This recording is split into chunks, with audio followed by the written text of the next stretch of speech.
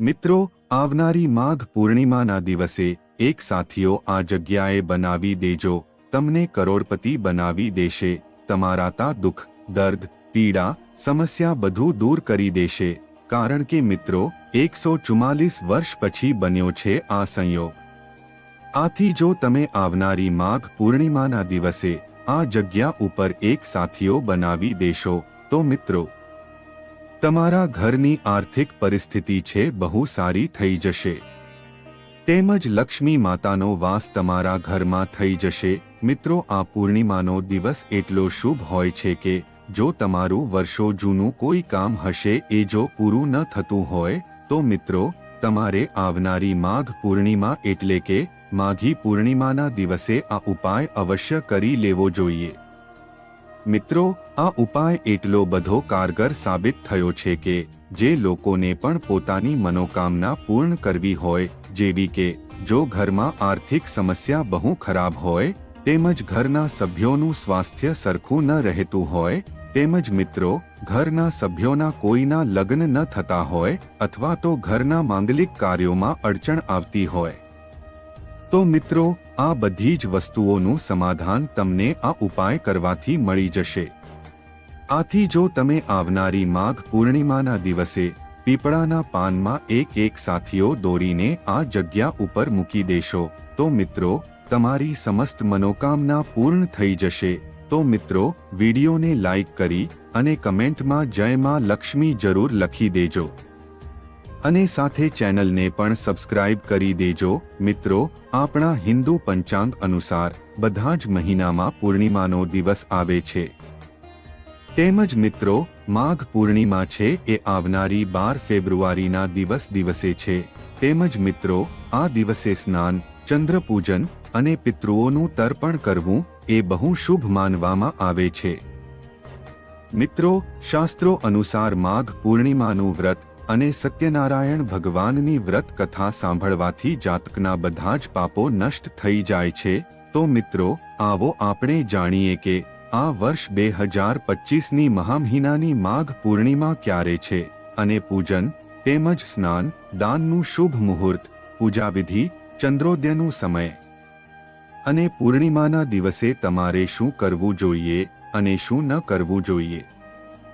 સાથે જ મિત્રો આપણે જાણશું કે આવનારી માઘ પૂર્ણિમાના દિવસે તમારે આ જગ્યા ઉપર એક પીપળાનું પાન અને તેમાં સાથીઓ દોરીને મૂકી દેશો તો મિત્રો તમારી મનોકામના છે પૂર્ણ થઈ જશે।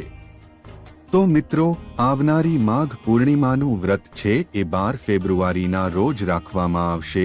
તો મિત્રો આ પૂર્ણિમાની તિથિ છે એની શરૂઆત 11 ફેબ્રુઆરીના રોજ સાંજે 7 વાગ્યાથી લઈને 12 ફેબ્રુઆરીના દિવસે સાંજે 7 વાગ્યે આ તિથિ પૂર્ણ થશે।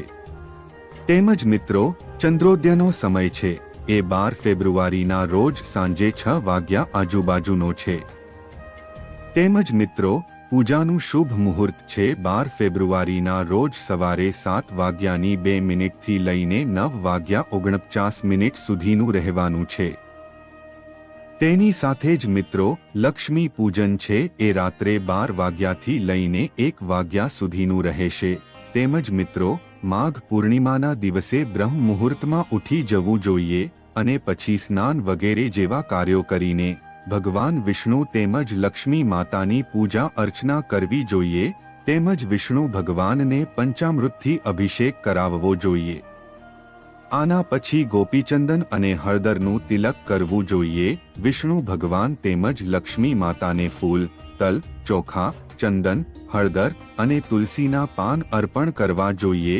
એની સાથે જ એક ઘીનો દીવો અર્પણ કરવો જોઈએ અને તમારે પોતાના મનની જે પણ મનોકામના હોય એનું તમારે સ્મરણ કરીને ભગવાન વિષ્ણુ તેમજ લક્ષ્મી માતાને પ્રાર્થના કરવી જોઈએ અને રાતે ચંદ્રમાને અર્ધ્ય આપીને વ્રતની વિધિ પૂર્ણ કરવી જોઈએ। તેની સાથે જ મિત્રો આ માઘ પૂર્ણિમાના દિવસે પવિત્ર નદીઓમાં સ્નાન તેમજ જરૂરિયાતમંદ લોકોને દાન કરવાનું વિશેષ મહત્વ માનવામાં આવે છે। તેમજ જો તમે આ દિવસે દાન કરો છો તો મિત્રો તમારા ઘરમાં જે પણ ગરીબી છે એ દૂર થઈ જાય છે। તેમજ તમને બહુ પુણ્યની પ્રાપ્તિ થાય છે અને તમને સુખ સૌભાગ્યના આશીર્વાદ પ્રાપ્ત થાય છે। મિત્રો, માઘ પૂર્ણિમાના દિવસે લોકો બહુ દૂર સુધી પવિત્ર નદીઓમાં સ્નાન કરવા માટે જતા હોય છે। તેમજ મિત્રો, જો તમે ગંગા નદીમાં આ દિવસે સ્નાન કરો છો તો તેનું બહુ વિશેષ પુણ્ય મળે છે। ગંગા નદીમાં સ્નાન કરવાથી તમારા બધા જ પાપો ધોવાઈ જાય છે। જો તમે જાણો અજાણે કોઈ પણ પાપ કરેલા હોય અને તમે આ માઘ પૂર્ણિમાના દિવસે આ પવિત્ર નદીમાં સ્નાન કરો છો તો તમારી ઉપર જે પણ દોષ હોય એ પણ જતા રહે છે અને સાથે જ તમારા બધા જ પાપો છે એ નાશ થઈ જાય છે। અને મિત્રો, અત્યારે તો મહાકુંભ ચાલી રહ્યો છે, તો જો તમે આવનારી માઘ પૂર્ણિમાના દિવસે જો તમે મહાકુંભમાં જાઓ અને ગંગા નદીમાં સ્નાન કરી લો છો તો મિત્રો, તમને 1000 અશ્વમેઘ યજ્ઞનું જેટલું પુણ્ય મળે છે એટલું જ તમને આ દિવસે ગંગા નદીમાં સ્નાન કરવાથી મળી જશે। પણ જો મિત્રો ત્યાં જવું શક્ય ન હોય તો તમે ઘરે પણ સ્નાન કરવાના પાણીમાં ગંગાજળ ઉમેરીને પણ તમે સ્નાન કરી શકો છો અને તમે પુણ્ય મેળવી શકો છો। તેની સાથે જ મિત્રો, તમે ભલે આ બધી જ વસ્તુઓ ન કરો તેમજ આ દિવસે વ્રત ન રહો, ભગવાનની પૂજા અર્ચના ન કરો તો ચાલશે, પણ મિત્રો આ માઘ પૂર્ણિમાના દિવસે જો તમે આ જગ્યા ઉપર એક પીપળાનું પાન અને એમાં એક સાથીઓ દોરીને આ જગ્યા ઉપર મૂકી દેશો તો મિત્રો તમારી સમસ્ત મનોકામના પૂર્ણ થઈ જશે। તેમજ આ ઉપાય કરવા માત્રથી જ તમારા ઘરની ગરીબી તેમજ દરિદ્રતા જડમૂળથી સમાપ્ત થઈ જશે। તેમજ જો મિત્રો તમારા ઘરના સભ્યો વચ્ચે મનમેળ સરખો બેસતો ન હોય તો મિત્રો ઘરના સભ્યો વચ્ચેના સંબંધો પણ સુધરી જશે। કારણ કે મિત્રો 144 વર્ષો પછી આ એક દુર્લભ સંયોગ બનવા જઈ રહ્યો છે, એ માઘ પૂર્ણિમાના દિવસે બનવાનો છે। આથી જો તમે આ માઘ પૂર્ણિમાના દિવસે આ એક મહાન ઉપાય કરી લો છો તો મિત્રો તમને ઉત્તમ ફળની પ્રાપ્તિ થઈ શકે છે। તેમજ જો તમારા ઘરના સભ્યોના કોઈના લગ્ન ન થતા હોય તેમજ તેના માટે કોઈ માગું ન આવતું હોય અથવા તો જુઓ તેના લગ્નમાં કોઈ પણ પ્રકારની અડચણ આડે આવતી હોય તેમજ ઘરના સભ્યો ઉપર કુંડળી દોષ મંડરાતો હોય તો મિત્રો તમારે આ પ્રકારનો ઉપાય અવશ્ય કરી લેવો જોઈએ। જો તમે માઘ પૂર્ણિમાના દિવસે આ એક પીપળાનું પાન અને તેમાં સાથીઓ દોરીને આ જગ્યા ઉપર મૂકી દેશો તો મિત્રો તમારા જીવનમાં એવો ચમત્કાર થશે કે તમારા નસીબનો ભાગ્યોદય થઈ જશે। તો મિત્રો આપણે આ ઉપાય શા માટે કરતા હોઈએ છીએ? કારણ કે આપણી સમસ્ત મનોકામના પૂર્ણ થાય એ માટે આપણે આ ઉપાય કરતા હોઈએ છીએ। તો મિત્રો તમારે આ ઉપાય કરવા માટે સૌપ્રથમ માઘ પૂર્ણિમાના દિવસે બ્રહ્મ મુહૂર્તમાં ઉઠી જવાનું છે। તેમજ સ્નાન વગેરે જેવા કાર્યો કરીને તમારે સ્વચ્છ વસ્ત્રો પહેરી લેવાના છે। આ બધું કર્યા પછી તમારે પોતાના ઘરના મંદિરની સામે આસન પાથરીને બેસી જવાનું છે। ત્યારબાદ એક શુદ્ધ ઘીનો દીવો વિષ્ણુ ભગવાન તેમજ લક્ષ્મી માતાને તમારે પ્રગટાવવાનો છે। અને સાથે જ મિત્રો એક વાતનું ખાસ ધ્યાન રાખજો કે આ ઉપાય જો ઘરને લક્ષ્મી કરશે તો આ ઉપાયનું ફળ તમને જલ્દી જ મળી શકશે। કારણ કે ઘરની મહિલાઓને લક્ષ્મીનું સ્વરૂપ આપીએ છીએ, આથી જો ઘરની લક્ષ્મી આ ઉપાય કરે તો મિત્રો લક્ષ્મી માતાની વિશેષ કૃપા તમને પ્રાપ્ત થઈ શકે છે। પણ જો આ વસ્તુ શક્ય ન હોય તો ઘરનું કોઈ પણ સભ્ય ઉપાય કરી શકે છે।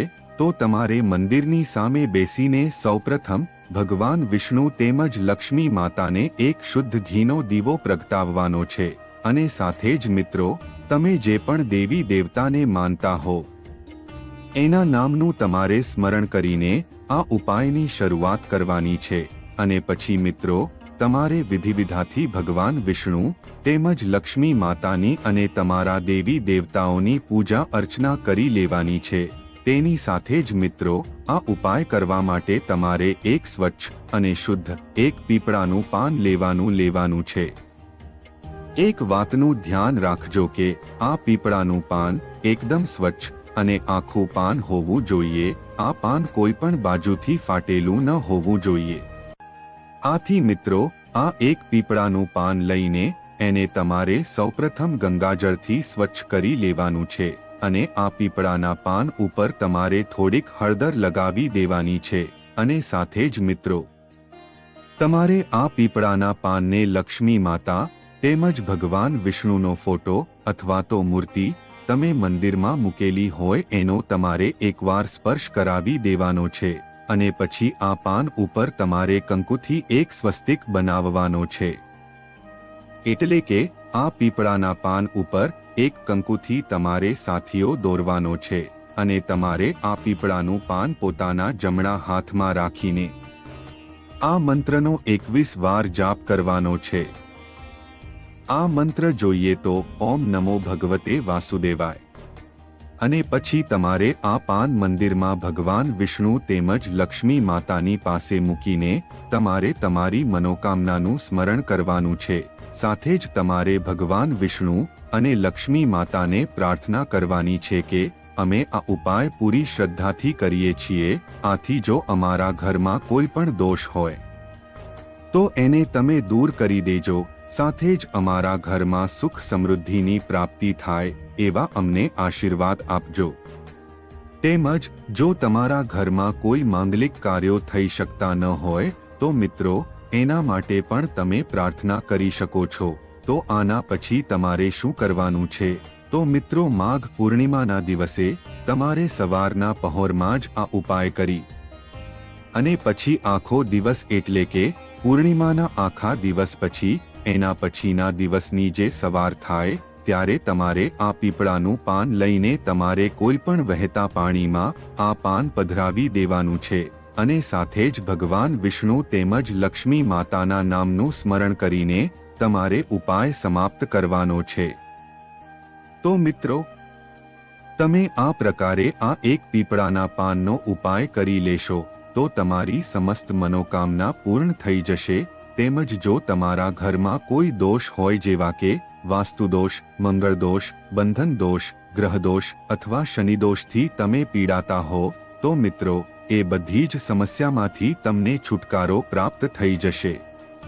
આથી તમારે મિત્રો આ ઉપાય કરતી વખતે પૂરી શ્રદ્ધા રાખવી બહુ જરૂરી માનવામાં આવે છે. તો મિત્રો, હવે આપણે જાણીએ કે તમારે આવનારી માઘ પૂર્ણિમાના દિવસે એવી કઈ ખાસ વસ્તુઓનું દાન કરવું જોઈએ કે જેથી કરીને તમને હજારો પુણ્ય પ્રાપ્ત થઈ શકે. મિત્રો, આપણા હિન્દુ ધર્મશાસ્ત્રમાં તલનું બહુ વિશેષ મહત્વ છે અને આ તલને બહુ શુભ અનાજ માનવામાં આવે છે. જો મિત્રો, માઘ પૂર્ણિમાના દિવસે જો શક્ય હોય તો તમારે આ તલથી હવન કરવો જોઈએ અને પોતાના સામર્થ્ય અનુસાર દાન જરૂર કરવું જોઈએ. જો મિત્રો તમે વધારે દાન ન કરી શકો તો તમારે મોસમી ફળ દાન કરવા જોઈએ અથવા તો તમારે શાકભાજીનું પણ દાન કરવું જોઈએ. મોસમ અનુસાર આ વસ્તુ એ ઓછા પૈસામાં તમે ખરીદીને દાન કરી શકો છો. તેની સાથે જ મિત્રો, તમે આજના દિવસે કોઈ જરૂરિયાતમંદ વ્યક્તિને ભોજન કરાવો છો તો પણ તમને બહુ પુણ્યની પ્રાપ્તિ થાય છે. અથવા જો કોઈ ગરીબ વ્યક્તિ હોય અથવા જરૂરિયાતમંદ વ્યક્તિ હોય એને તમે વસ્ત્રોનું દાન કરો છો અથવા તો તેને મોસમ અનુસાર જો ધાબળા આપો છો તો પણ તમને બહુ પુણ્ય પ્રાપ્ત થાય છે.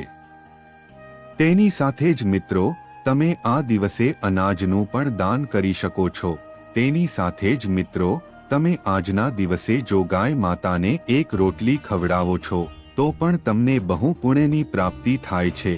જો આ માઘ પૂર્ણિમાના દિવસે તમે ઘરમાં જ્યારે પણ રોટલી બનાવો છો ત્યારે પહેલી રોટલી તમે ગાય માતા માટે બનાવી શકો છો અને ગાય માતાને ખવડાવી દો છો તો તમને 33 કરોડ દેવી દેવતાની કૃપા પ્રાપ્ત થાય છે કે જેનાથી તમારી બધી જ મનોકામના છે પૂર્ણ થઈ શકે છે.